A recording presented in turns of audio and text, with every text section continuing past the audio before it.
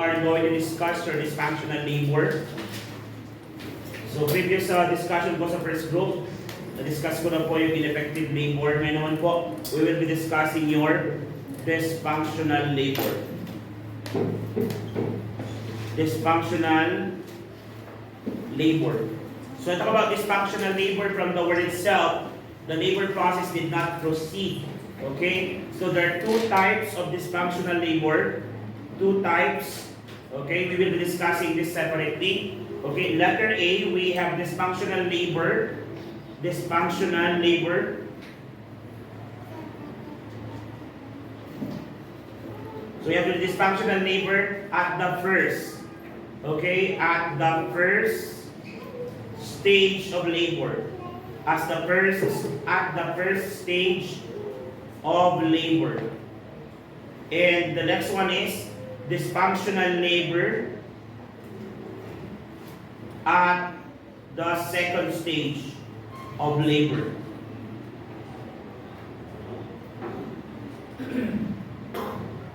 In order for us to understand this, kailangan alam nyo po yung stages of labor. So what are the stages of labor? We have the first stage, which is your cervical dilatation. Second stage is your starting from the fully cervical dilatation down to the expulsion of the fetus or the baby out. Third stage is your placental stage, and the fourth stage is your recovery stage. So ang focus natin dito is the dysfunctional labor that is related to the cervical dilatation, and the dysfunctional labor related to the expulsion of the fetus. So let's start first with number 1 or letter A, dysfunctional at the first stage of labor. Pag-usapan natin, dysfunctional at the first stage of labor. So for the dysfunctional at the first stage of labor, number 1, okay, we have your prolonged latent phase. Prolonged latent phase. Take note that your first stage of labor has 3 phases. We have your latent phase, we have your active phase, and the transitional phase. Okay? So the prolonged, latent, and the active and transitional phase. Ngayon, or the decelerational phase na tinatawag natin. So start muna natin yung nangyayari during the prolonged latent phase. 4 po kasing condition nito, so isa-isayin natin sila. So kung sinabi natin prolonged latent phase, for nulliparous, let's put that N, for nulliparous, so nagkakaroon tayo ng longer, ilagay mo natin, longer latent phase. Longer latent phase. So para malaman natin kung ano ba ang longer at normal latent phase, ang normal latent phase po is about 6 to 12 hours. Normal latent phase is 6 to 12 hours, lasting 30 to 45 seconds. Ibig sabihin, the contraction, this happens happen normally for 6 to 12 hours. Okay, so yung pinakamatagal na phase, and lasting 30 to 40 seconds. Okay? Now, for nulliparous, pag nulliparous, mga first time pregnancy natin, okay, ang longer nila, it would take 20 hours.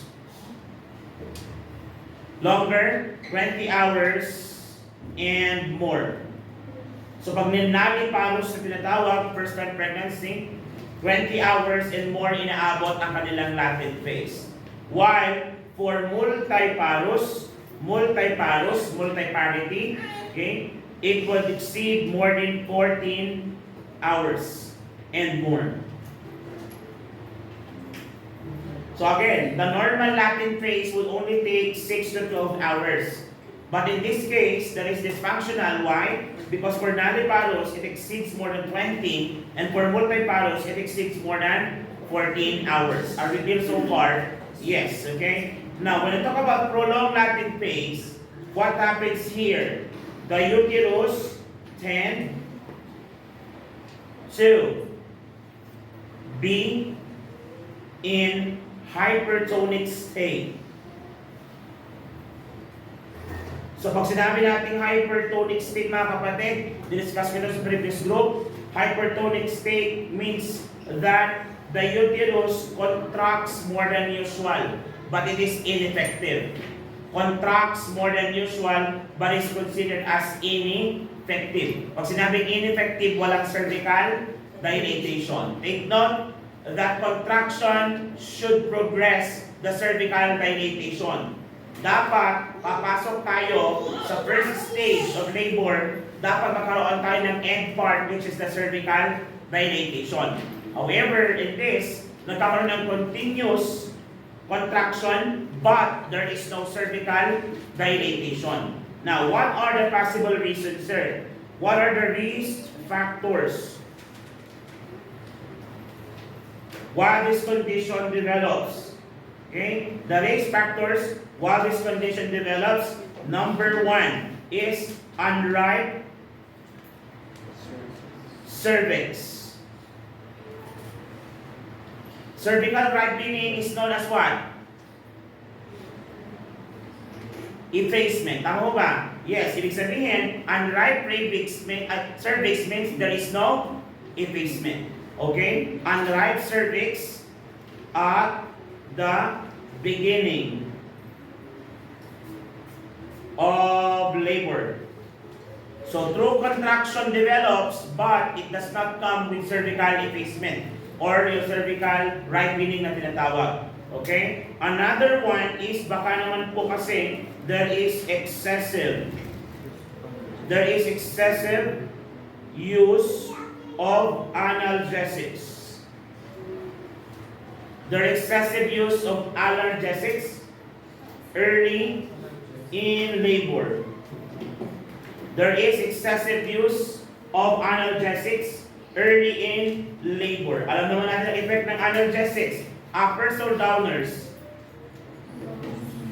Analgesics, uppers or downers? Kamusta na ang pharma nyo? Analgesics, uppers or downers? Uppers, stimulants. Downers, decreases. Ano ba ang analgesics? Pain reliever, am I right? Yes, a decreased sensation, therefore downers sa mga to.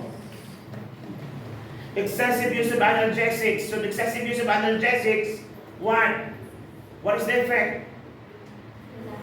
It makes you feel less pain. Tama ba? Yes, and less pain, therefore, yung urge to what? Yung urge to progress with the labor, hindi nangyayari. Okay? So that is one of the risk factors. Okay? Now, what are the management, sir? What are the management of patient with your prolonged latent phase? Management of patient with prolonged latent phase. Number 1 is that help uterus to rest. Help uterus to rest. Paano natin gagawin yan, sir? Okay? You're going to provide adequate fluids for hydration. Adequate fluids for hydration. Adequate fluids for hydration is necessary. Number 1, another one, pain relief. Pain relief, such as your morphine sulfate.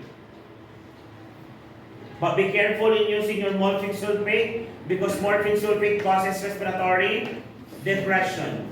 So once the respiratory system is depressed, definitely the women will develop respiratory compromise. Would it lead to death? Yes, because the lungs may collapse. What is the medical term for the lung collapse? Medical term for lung collapse is your atelectasis. Atelectasis. That's atelectasis. Atelectasis. Atelectasis. A-T-E-L-E-C-T-A-S-I-S. Atelectasis.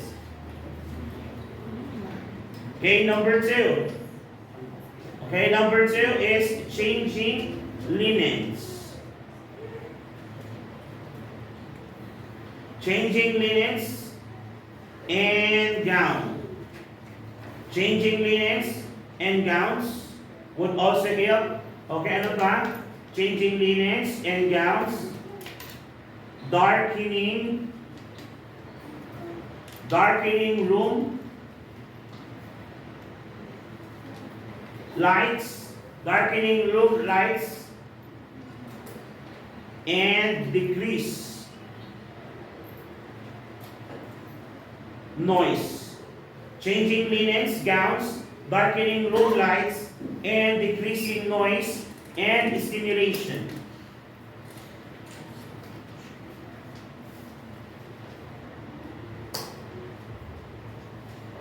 Decreased noise and stimulation also be helpful.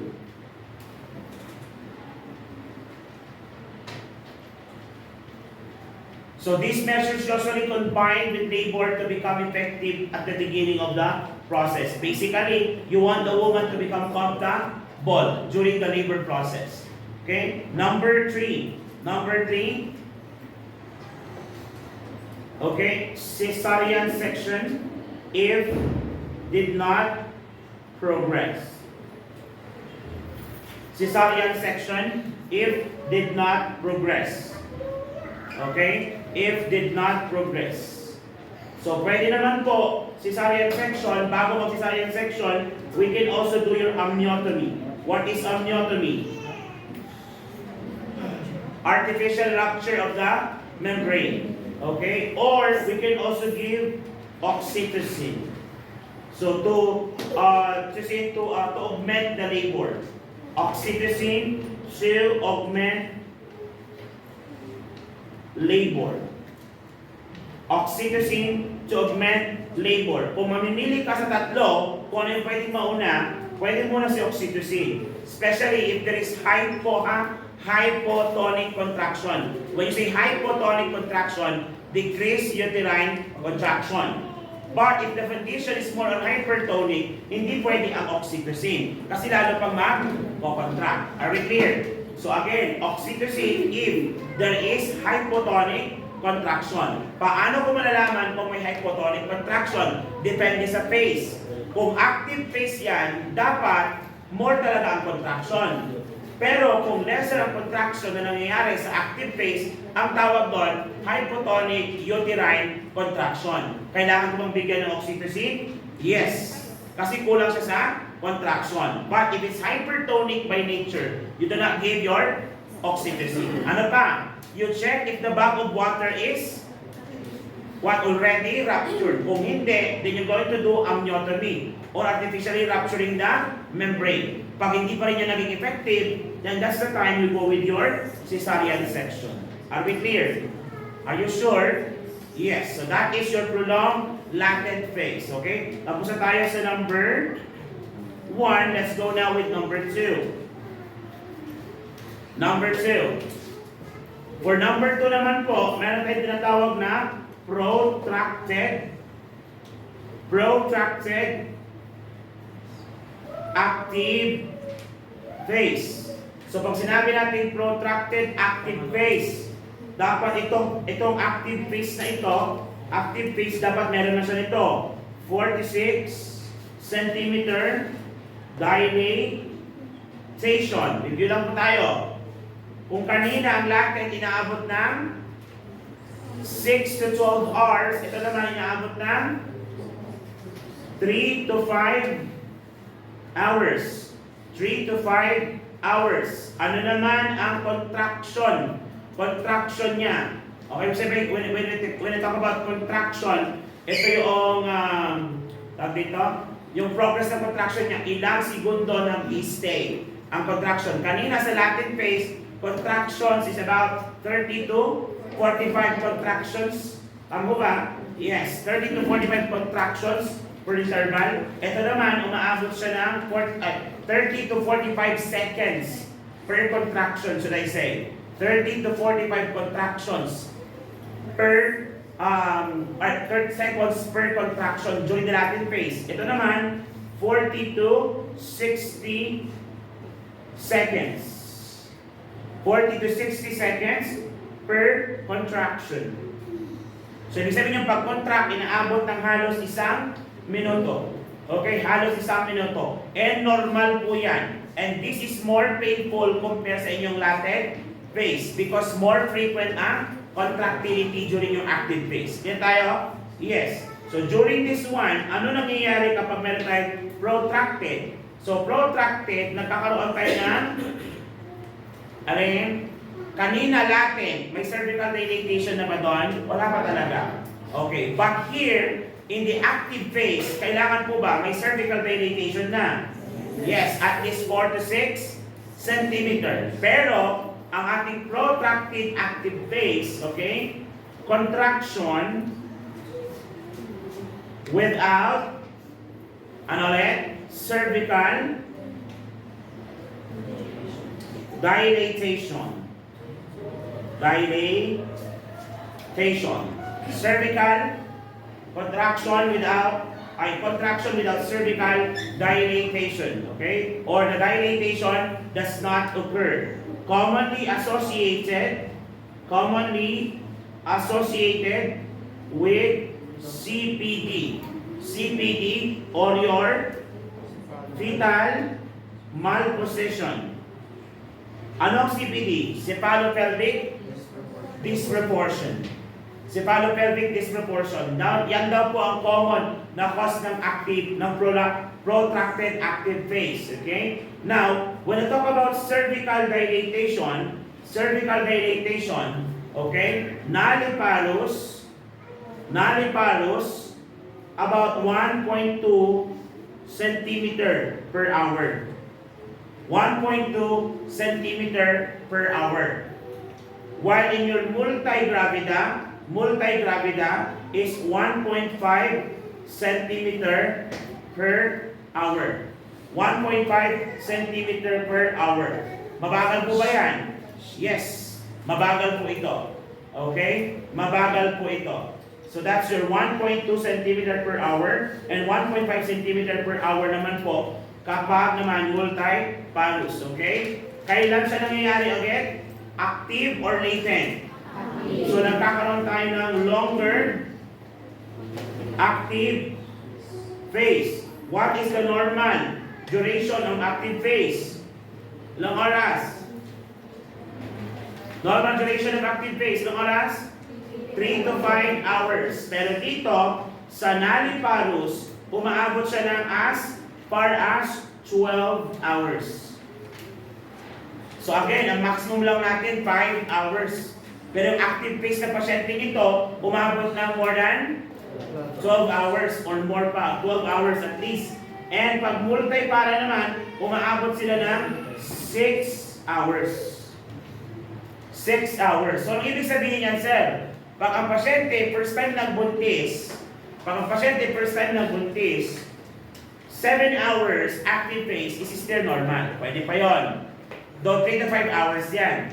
Okay? Pero pag umabot na yan ng 12 and more, that is already a protracted active phase. Okay? While yung 3 to 5 hours na yon, common talaga siya sa multipara. Pag lumagpas sila ng 5 hours, ang umabot na ng 6 hours, that is already considered as protracted phase. Are we clear? Yes. Now, what are the management, sir? Management. Okay? For the management, number 1. Okay? Ano monitor mo dito? Assess and monitor cervical dilatation. Assess and monitor cervical dilatation and effacement. Cervical dilatation and effacement. So the ripening and the dilatation. Halos sabay bang nangyayari yan? Yes, because while the cervix is dilating, lalong luminipis yung cervix. And that causes now yung tinatawag effacement or yung cervical ripening. Lagi ito, pag may mga prolonged labor, is the mother possibly losing fluids. Nag-exert siya ng effort plus losing fluid and blood, possible ba ang dehydration? Yes. So kailangan management natin is hydration. We are going to provide hydration and nutrition. Provide hydration and nutrition. So pag hydration and nutrition, magbibigay tayo ng IVF and OFI. IVF, intravenous fluid, and oral fluid intake. Okay, oral fluid intake. So that is your hydration and nutrition. High caloric din ang ibibigay natin dyan. High caloric kasi kailangan niya ng energy for the labor. Okay? Kaya nga ang fluids na binibigay natin sa mga babaeng ito na buntis, kailangan lactated dringers. Aside from that, it has to be with dextrose. Kaya ano binibigay natin? D5 LRS. Yun yung pink. Alam nyo? Yes. Siguro naman na-encounter nyo na yung mga nanganganak sa area, D5 LRS ang mga ginagamit nila. Kasi lactated dringers talaga dapat ang tubig nila, okay, or their fluids, and since they were losing energy in every effort they do, so kailangan din natin magbigay ng fluids, ng fluids that contains energy giving. In this case, dextrose po yun. So kaya nagbigay tayo ng D5 LRS or 5% dextrose in lactated dringers solution. Okay? Aside from that, position and movement. For the position, okay, changing the position is very important. Ano yung mga position na yan? Pwede naman silang mga anak, parang Ia Deliana. Pwede siya mag-deliver to sitting position. Pwede siya mag-actually mag-kwan. Yung knees niya, taas niya, okay, so bali, parang squatting pa rin siya. But yung knee niya nakaligid sa kanya sa bed. Okay, yung ginawa ni Ia Deliana. Okay, aside from that, pwede mo rin i-faster ang ating active phase by doing some movements. Ano yung mga pinagawa nyo sa sa labor room? You ask the patient to walk. What else? Squat. What else? Pelvic rocking. O kung may ball sa DR, then pelvic rocking sa DR. Okay, pwede siya umupo doon sa birthing ball. Yung ginagamit nyo sa gym. O, papatambok pa ng alin yun. Wet down. Okay. Okay, again. Walking. So, patakbuhin mo sa ER. Pwede ba yan? Walking lang. Walking, swaying, rocking, squatting on the birthing ball, pelvic rocking, then position the patient on upright position. Ito sabi ko. Why? What is the rationale? Bakit upright? Ito yung position ni Ia Deliana. Sa vlog niya, pinasa. Di ba medyo nakapan siya, parang nakaluhod? Luhod. Bakit? Because of the gravity. Because if you're going to deliver on a lithotomy position, yung gravity na papunta sa likod, hindi mo muna sa puwerta. Unlike if you position yourself upright, so upright ang gravity mo muna sa vagina. Kasi nag-bear down ka, pababa din yung baby. So in that case, mas matutulungan natin mag-descend yung baby palabas ng vagina. Okay? Kaya piniposition natin siya on upright position. Okay? Number 4. Okay? Augmentation.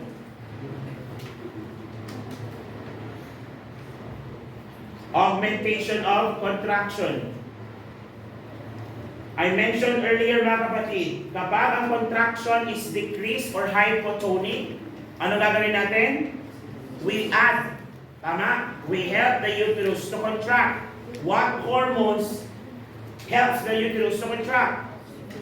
Your oxytocin. So magbibigay tayo ng oxytocin.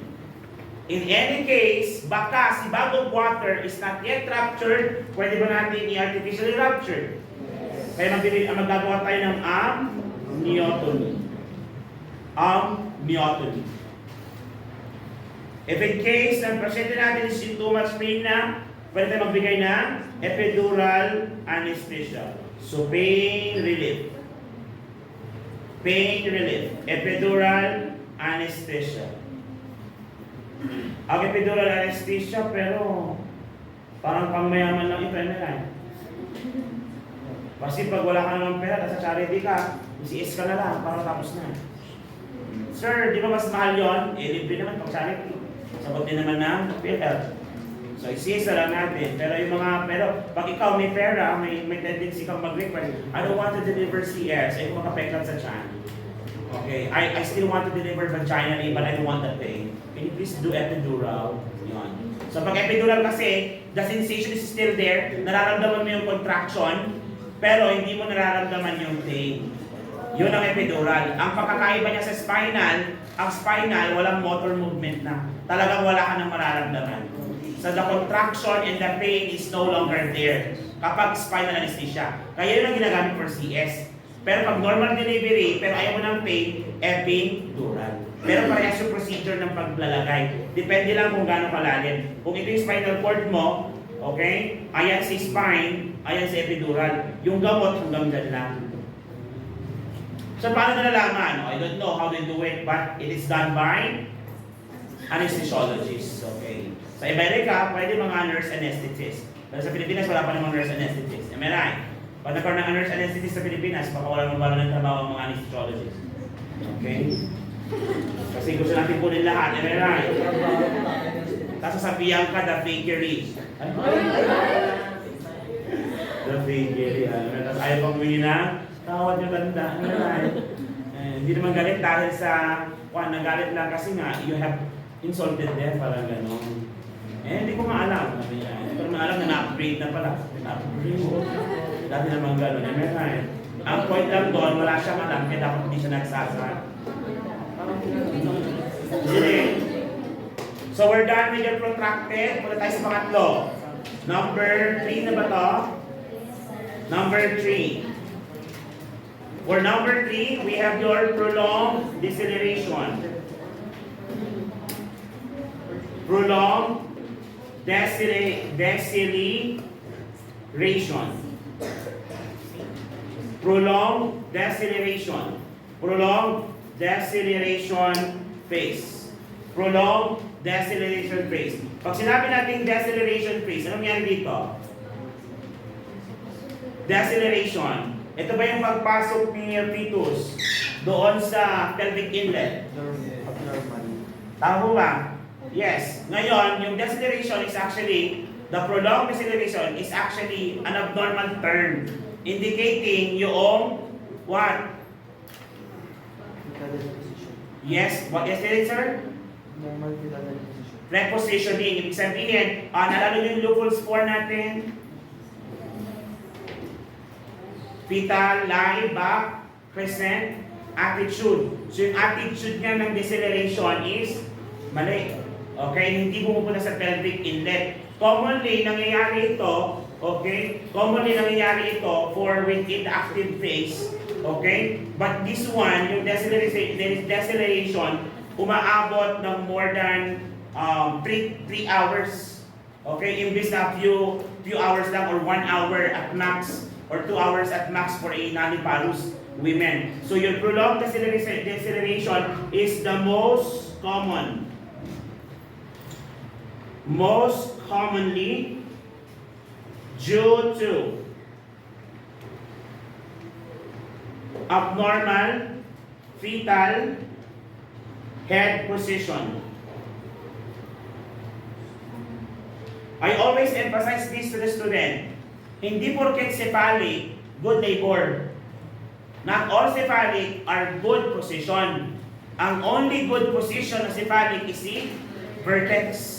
The rest is not. Example, fetal brow. Yung nakatingala, hyperextend. Alam niyo ba yan? Yes, kapag hyperextend, si baby, hindi din siya good position. Pero cephalic ba yun? Yes. In this case, nagkaroon tayo ng fetal abnormal fetal head position. Okay? Dito na papasok yung importance ng Lupol's maneuver. Kapag Lupol's maneuver, depende sa mga obese, pero mostly kapag mga midwife, pinaposition pa nila yan. They will try to position it using Lupol's maneuver. But most of the time, pag mga doctor na, is they opted to go for cesarean section na lang. Okay? Cesarean section. Now, this is longer. Longer than. For nulliparous, umaabot na 3 hours. And for multiparous, umaabot siya ng 1 hour. 1 hour. So ano ang management natin dito?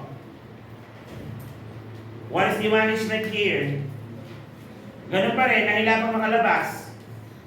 Pag nagtagal pa na matagal yung baby sa loob, possible ba magkaroon ng fetal distress? Yes. So fetal distress, what are the assessment for fetal distress? Fetal heart tone, either fetal tachycardia or fetal Bradycardia, tama ba? Yes, okay. Management natin, cesarean section. Okay, is frequently required. CS is frequently required. So CS is frequently required. CS is frequently required. So that's your prolonged deceleration phase. Punta naman tayo sa sunod. Next, number 4, secondary arrest. Secondary arrest of dilatation.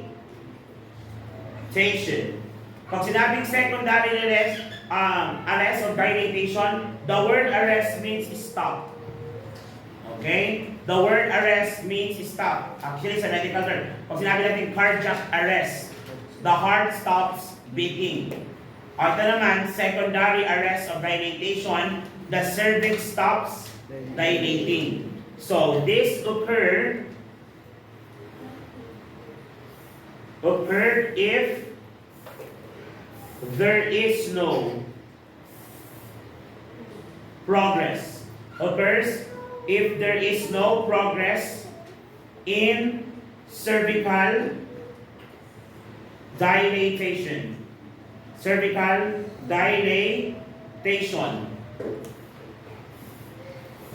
Longer than 2 hours. 2 oras na, pero ang cervix mo, 4 cm pa rin. Ilang oras ka na nag-labor, so meron tayong secondary arrest of dilatation. So ibig sabihin, the pregnancy is no longer viable to be delivered through what?